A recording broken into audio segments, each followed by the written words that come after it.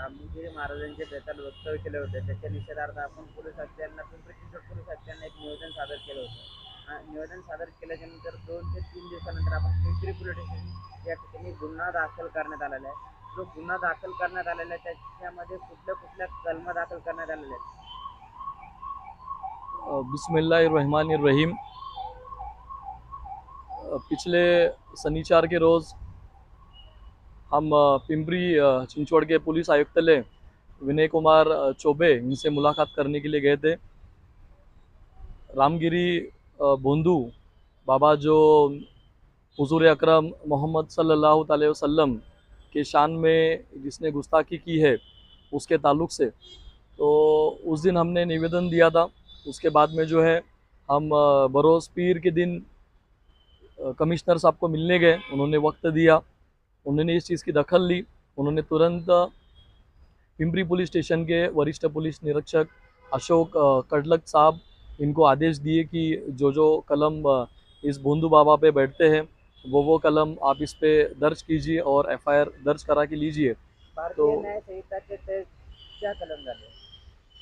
भारतीय न्याय संहिता के तहत उन पे 192, 196, 197, 299, 302 ऐसे कलम धार्मिक भावना दुखाने के तहत उन्होंने दाखिल करके लिए हैं। पिंपरी पुलिस स्टेशन में गुना दाखिल हुआ है और ये एफआईआर आगे चल के नासिक को ट्रांसफर हो सकते हैं। बेशक, क्योंकि वारदात नासिक सिन्नर ज़िले में हुआ है तो जितने भी एफआईआर तकरीबन 36 एफआईआर महाराष्ट्र भर में कल तक के हुई थी।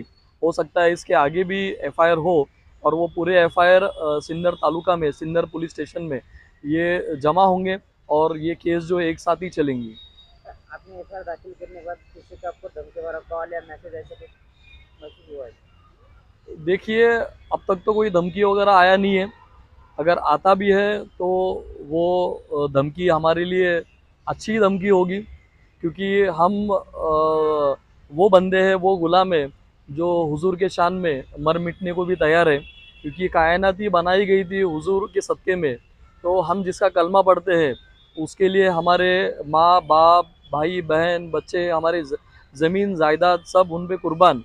तो उनके वास्ते तो हम धमकी नहीं, हम अगर मरना भी पड़े तो हम मरने को भी तैयार है। मुख्यमंत्री ने स्टेटमेंट किया था कि वो कुछ गलत बोले नहीं, उसके बारे में मुख्यमंत्री साहब एक संविधान पद पे बैठे हुए हैं। आज उनके सर पे ज़मीन, पैर पे की ज़मीन नहीं है, खिसक गई है ऐसे लग रहा है। क्योंकि उन्होंने ये सोचना चाहिए, वो मुख्यमंत्री केवल एक समाज के नहीं है, वो सभी समाज के हैं। उनका मंच पर जाकर उस भोंदू बाबा का समर्थन करना, उसकी तारीफ करना ये निंदनीय है। हम पूरे मुस्लिम समाज की तरफ से एक नाराज़गी उनके ताल्लुक़ से है और समाज उन्हें कभी माफ़ नहीं करेगा। आपको ऐसा लग रहा है कि मुख्यमंत्री मुस्लिम के साथ भेदभाव कर रहे हैं? जब से देश में और राज्य में भाजपा और महायुति की सरकार है, उनके पास में समाज के वास्ते, दलित समाज हो, मुस्लिम समाज हो, पिछड़ा समाज हो या गरीब वर्ग हो या किसान हो या युवक वर्ग हो, इनके लिए उनके पास में कोई भी स्कीम नहीं है, कोई भी अमेंडमेंट नहीं है। हाल ही में आपने देखा कि बदलापुर का जो हादसा हुआ, पूना में 2 दिन पहले हादसा हुआ, तकरीबन ऐसे 8 हादसे हमारे महाराष्ट्र भर में हुए हैं जिसमें हमारी बहन बेटियां सुरक्षित नहीं है। तो इन्होंने अमेंडमेंट बिल लाना चाहिए कि सुरक्षा के लिए, सुरक्षा के ताल्लुक से कि हमारे बहन बेटी किस तरीके से हिफाजत में रहें, किस तरीके से निडर रहे। इसके बावजूद उन्हें ऐसा लगता है कि ऐसे कुछ अमेंडमेंट लाने के बजाय हम लाड़की बहन योजना लाएंगे तो इससे कुछ उनकी पार्टी को फ़ायदा होगा। पर आपने देखा है कि बदलापुर का जो आंदोलन है वो पूरा देशव्यापी आंदोलन बन चुका है। कलकत्ता का भी आपने देखा कि जो डॉक्टर के साथ में दुष्कर्म हुआ है। तो आप ये अंदाज़ा लगा सकते हैं कि ये सरकार ये किसी को भी इंसाफ दिला नहीं सकती है।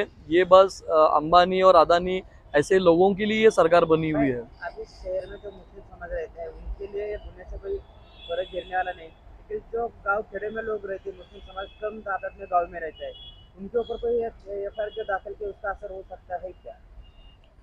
अब देखिए 2 महीने में विधानसभा के इलेक्शन होने हैं, जो कि डर के खातिर उन्होंने 2 महीने के आगे उसको ढकला हुआ है। तो ये कहीं ना कहीं उनके दिल में द्वेष है।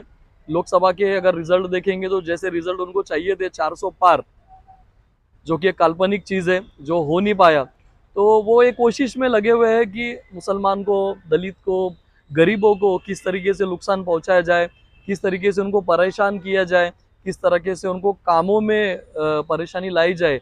तो ये इनकी तो विचारधारा ही है। जो बदलापुर में जो पुलिस लोगों ने आंदोलन जो कर रहे थे उनके ऊपर लाठी चार्ज किया। मैं इस लाठीचार्ज का यहाँ पर पिंपरी चिंचवड़ शहर के मुस्लिम समाज के जानिब से मैं उसका निषेध करता हूँ। पुलिस भी बेचारी एक अपना काम करती समय वो ग्रह खाता उसे मजबूर कर रहा है। देवेंद्र जी फडणवीस उन्हें मजबूर कर रहे हैं काम करने के लिए। पुलिस भी नहीं चाहती है कि हम ऐसा लाठीचार्ज वगैरह करें। अगर आप नहीं चाहते तो आप ऐसे दोषियों को सजा दीजिए, इसके लिए एक अमेंडमेंट लेकर आइए जहाँ पर हमारी बहन बेटियां सुरक्षित रह सके। वो ये सब नहीं करते हैं। वो पुलिस का जो इस्तेमाल कर रही है, गैर कानूनी तरीके से उनका इस्तेमाल हो रहा है, पुलिसों का, ईडी का, सीबीआई का। तो ये पूरा देश जान रहा है कि हमारे साथ में जब जुल्म होता है तो एक तरफा देखा जाता है, मुस्लिम समाज को एक अलग नज़र से और दूसरे समाज को एक अलग नज़र से।